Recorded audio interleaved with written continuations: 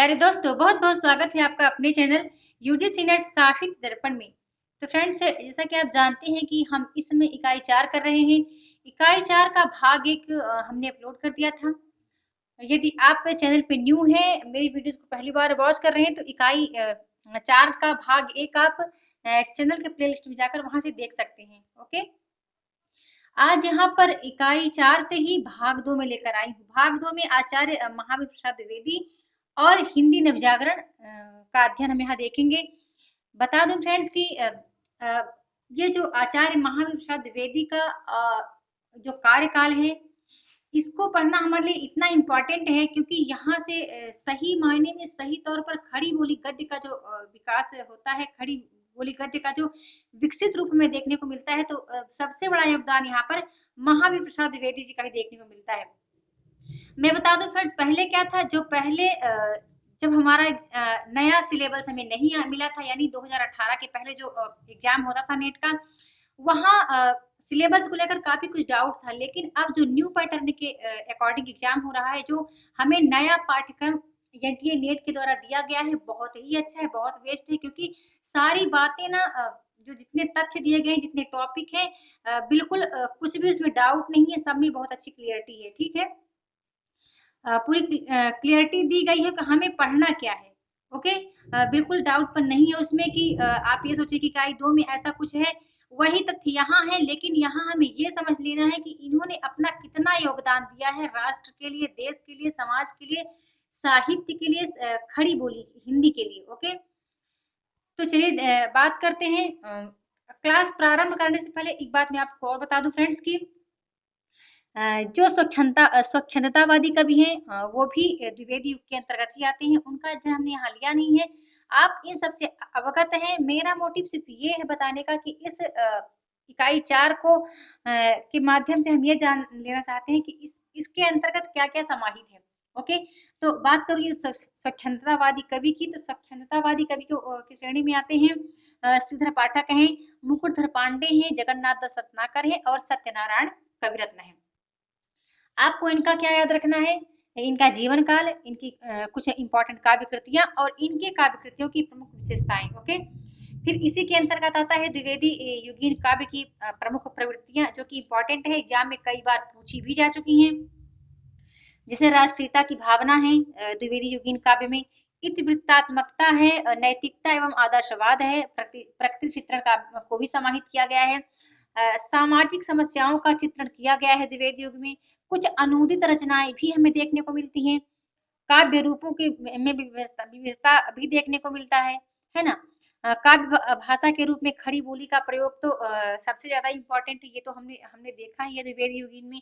छंदों में विविधता है, मतलब यहाँ पर द्विवेदी युग में आकर के कवियों ने काफी छंदों में अपने काव्यों की रचना की, जैसे हरिगीतिका है, उपेंद्र वज्रा है, इंद्र वज्जा है, शार्दूल छंद हमें देखने को मिलता है ना, ताटक आदि का प्रयोग इस द्विवेदी युग में ही देखने को मिलता है।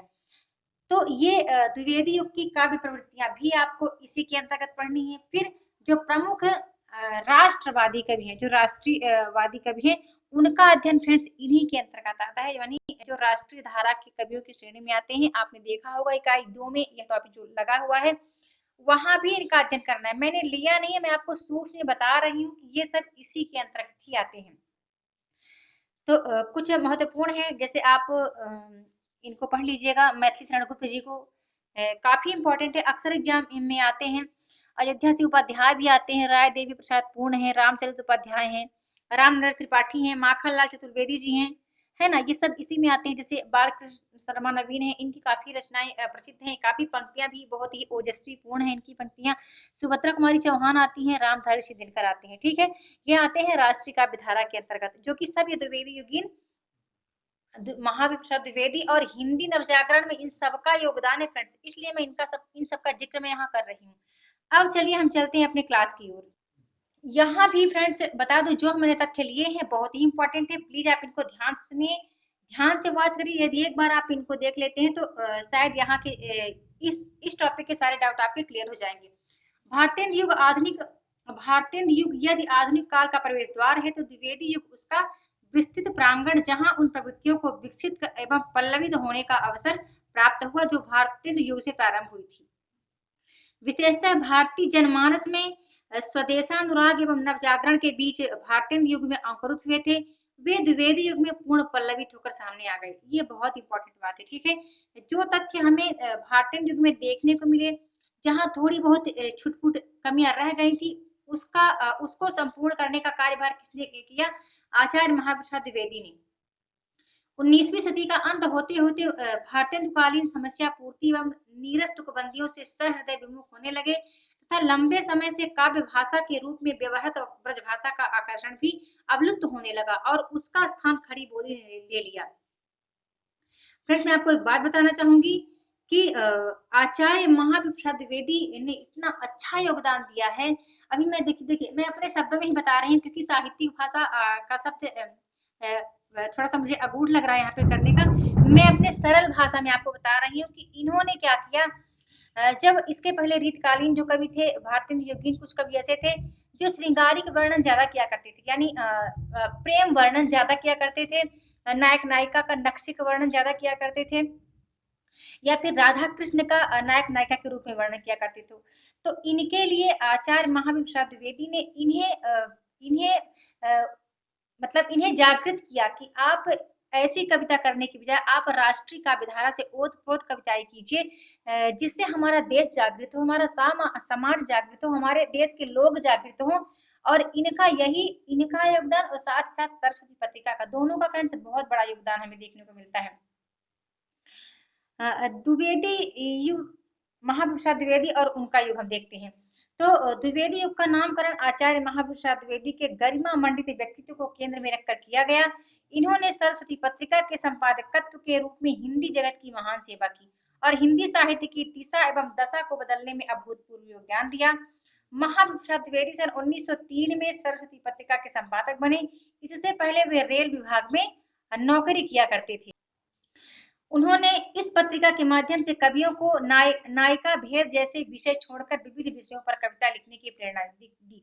देखिए वही बात यहाँ लिखी गई है कि इन्होंने ही नायिका भेद जैसे विषयों को कहा कि आप छोड़कर आप विविध विषयों पर कविता कीजिए, जो राष्ट्रीय काव्यधारा से ओतप्रोत हो, जिससे हमें एक नव जागरण का संदेश दे सके वो कविताएं। तो काव्य भाषा के रूप में ब्रज भाषा को त्याग कर खड़ी बोली का प्रयोग करने का सुझाव दिया इन्होंने, द्विवेदी जी ने, जिससे गद्य और पद्य भाषा एक हो सके। द्विवेदी जी ने कवि कर्तव्य जैसे निबंधों द्वारा कवियों को उनके कर्तव्य का बोध कराते हुए अनेक दिशा निर्देश दिए, जिससे विषय वस्तु, भाषा शैली, छंद योजना आदि अनेक दृष्टियों से काव्य में नवीनता का समावेश हुआ। द्विवेदी जी के प्रयोग द्वारा हिंदी को परिनिष्ठित रूप प्रदान करने का प्रशंसनीय कार्य किया गया। महावीर प्रसाद द्विवेदी का हिंदी साहित्य में योगदान एक सर्जक के रूप में उतना ही नहीं है जितना एक विचारक, दिशा निर्देशक, चिंतक एवं नियामक के रूप में है। ठीक है, बहुत बड़ी बात यहाँ लिखी गई फ्रेंड्स। उनकी प्रेरणा से हिंदी में अनेक कवि सामने आए जो उनके आदर्शों को लेकर आगे बढ़े। उनकी विचारधारा का पल्लवन करते हुए इन कवियों ने एक और तो नवीन काव्यधारा का श्री गणेश करते हुए भारतेंदुकालीन समस्या पूर्ति, रीति निरूपण से हिंदी कविता को मुक्त किया, तो दूसरी ओर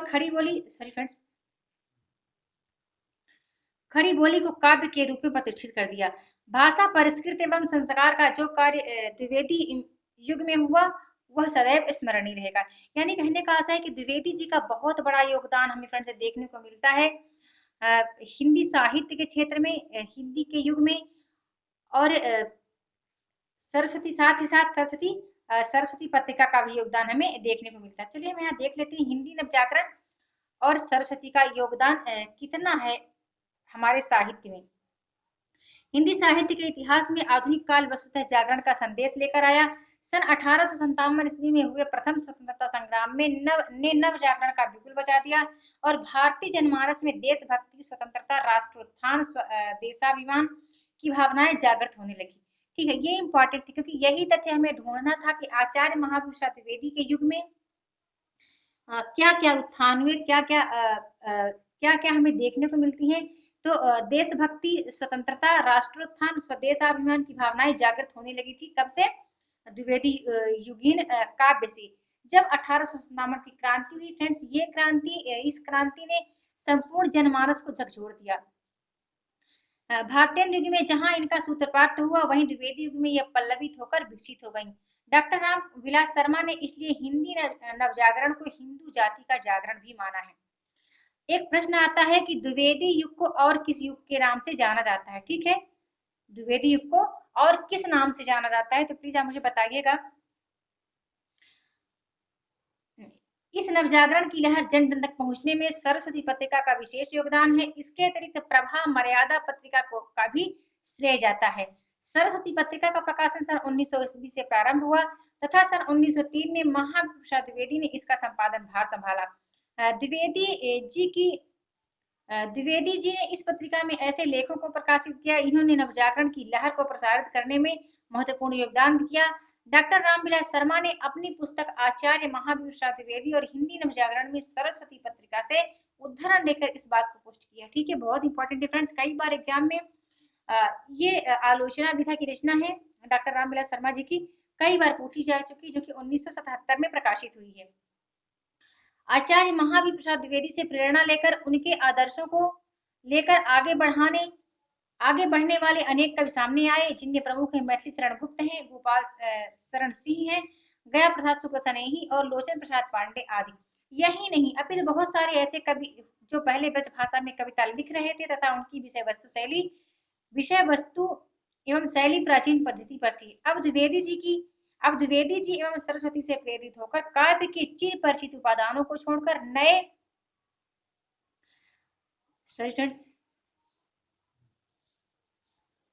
नए विषयों पर खड़ी बोली में कविता लिखने लगे।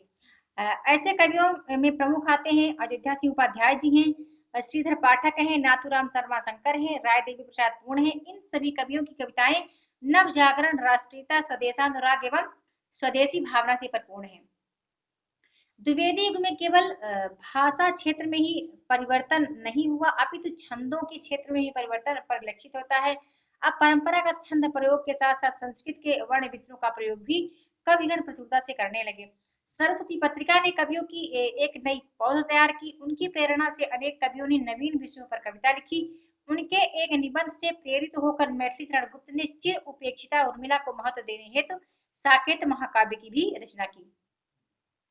महाविभूषण द्विवेदी की प्रेरणा को निम्न पंक्तियों में स्वीकार करते हुए अपनी कृतज्ञता ज्ञापित की है कि करते तुलसीदास भी कैसे मानस नाद, महावीर का यदि नहीं मिलता उन्हें प्रसाद। खड़ी बोली को परिमार्जित करने, संस्कारित करने तथा व्याकरणिक शुद्धता प्रदान करने में सरस्वती पत्रिका अविस्मरणीय योगदान है।